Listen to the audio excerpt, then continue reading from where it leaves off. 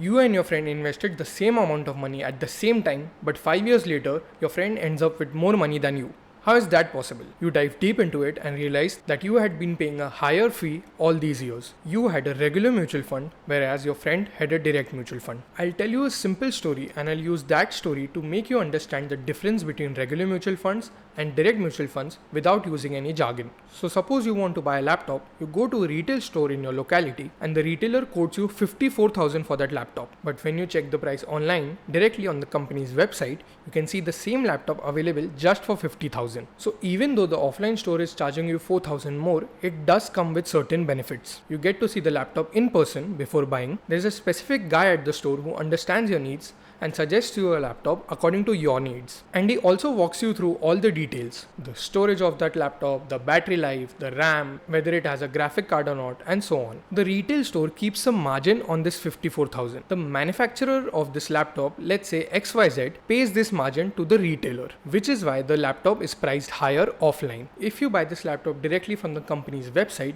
you get a 4,000 rupees discount, but the problem is that you will have to do all the research about the laptop on your own. You will have to understand what the specs of the laptop are and whether they fulfill your need or not. There would be nobody to help you for this. You will have to do it on your own. Now try to apply the same logic for mutual funds. Whenever you see a XYZ small cap mutual fund, the XYZ is basically the fund house who manufactures this mutual fund. You can equate the manufacturer of this mutual fund to the manufacturer of these laptops. Now if you want to buy the XYZ mutual fund or rather invest in the XYZ mutual fund, you have two options. You can either go through a mutual fund distributor. In this case, the distributor will explain to you everything about the mutual fund, the category of the mutual fund, the risk associated with the mutual fund, the potential returns of this mutual fund. This is called buying a regular mutual fund. You can equate this mutual fund distributor to the retailer of the laptop, or you can go to any DIY app like Zerodha's Coin where you can buy this XYZ small cap mutual fund directly. You will have to do all the research about the mutual fund on your own. You will have to check the past performance, you will have to check the risk, you will have to check the category of the mutual fund. This is called direct mutual fund. So you can equate buying this fund directly from Coin to buying the laptop directly from the company's website. Just the way you are paying 4,000 rupees extra on the retail shop, the same way you are paying a higher expense ratio if you are going through a mutual fund distributor. Expense ratio is basically the fee that you pay for your funds being managed. You can see that for the small cap fund, the regular plan's total expense ratio or the total fee is 1.79%,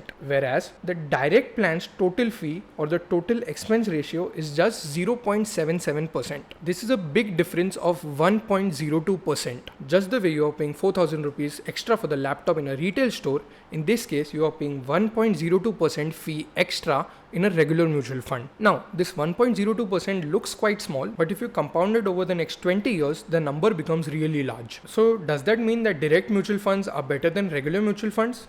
It's not that straightforward. There's no harm in paying certain extra amount for getting good advice, but my question is that how many of you feel that the mutual fund distributor is actually giving you good and meaningful advice? Since the incentives of the mutual fund distributors are commission linked, there will always be conflict of interest. Think of it this way. What if the laptop retailer gets 5% margin on XYZ laptop but gets 8% margin on ABC laptop? Even if in reality the XYZ laptop suits you better, will he sell you the XYZ laptop or will he try to somehow convince you that the ABC laptop is much better for you? In my opinion, most likely the latter would happen. The problem is that you not only end up paying a higher fee but also end up putting money at places which serves someone else's interest and not yours. The only way out through this is to build your own knowledge so that you can ask difficult questions. My job is not to tell you what to do or what not to do. I'm here to make the subject easy to understand so that you can ask really difficult questions to anyone advising you on money, be it your mutual fund distributor,